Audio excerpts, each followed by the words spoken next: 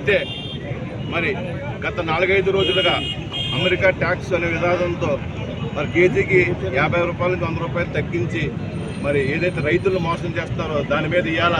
మా రైతు సంఘం ఆధ్వర్యంలో పాలకొల్లు, ఆచంట, నర్సాపురం నియోజకవర్గంతో పాటు ఇటు ఈస్ట్ గోదావరి, మలికిపురం, అలాగే వీరవాసరం నుంచి కూడా అత్యధిక సంఖ్యలో రైతులు హాజరయ్యారు. మా విధానం ఒకటే, ఏదైతే సిండికేట్ వ్యవస్థగా తయారయ్యి ఈ ప్రాసెసింగ్ ప్లాంట్లు ఇప్పుడే కాదు, ఈ రోజే కాదు, గతంలో ఈ విధానం లేనప్పటి నుంచి వారు అనుకూలంగా ఎప్పుడైతే మన సరుకులు ఎక్కువగా వస్తున్నాయో ఆ రోజు మరి వెంటనే 10-20 రూపాయలు తగ్గించేయటం, రైతుని ఆ రోజు నుంచి ఈ రోజు వరకు కూడా ఒక సిండికేట్ వ్యవస్థగా తయారైంది. ఆ సిండికేట్ వ్యవస్థను వెంటనే అరికట్టాలని, అలాగే గత సంవత్సర కాలంగా మరి ఈ సంఘం కానీ మిగతా సంఘాలతో మేము ఎంత సంవత్సరం నుంచి పోరాడుతూ ఉంటే కనీసం 50% రేటు మన ముడి సరుకులు తగ్గినా సరే ఫీడ్ రేటు 25 రూపాయలు కేజీకి తగ్గాల్సి ఉంది.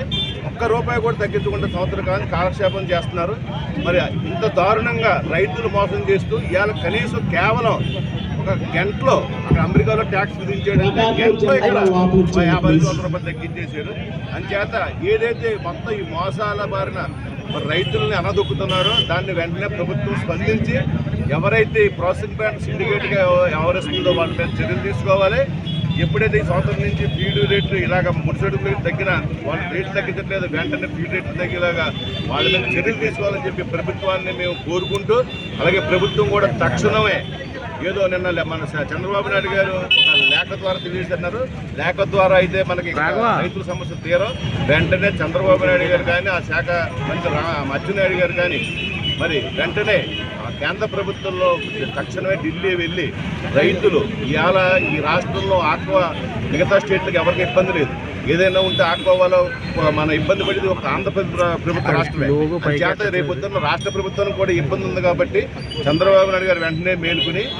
ఈ రైతు సమస్యలు ఏదైతే ఉన్నాయో ఆ రైతు సమస్యలు పరిష్కరించకపోతే మేము ఆల్రెడీ క్రాప్ హాలిడే ప్రకటించాం. భవిష్యత్తులో ఇంకా క్రాప్ హాలిడే దిశగా చెరువులు చేసే పరిస్థితి ఉండదు కాబట్టి తక్షణమే రైతులు ఆదుకోవాలని చెప్పి మరి రేపు ఏదైతే మా మంత్రి రామానాయుడు గారి ద్వారా ఇక్కడ కూడా మేము రిప్రజెంటేషన్ ద్వారా మళ్ళీ మా ప్రభుత్వాన్ని కలుస్తూ తప్పకుండా ఆ రకంగా మరి వెంటనే చర్యలు తీసుకోవాలని చెప్పి ప్రభుత్వాన్ని కోరుకుంటూ మరి భవిష్యత్తులో రైతు ఏదైతే ఇవాళ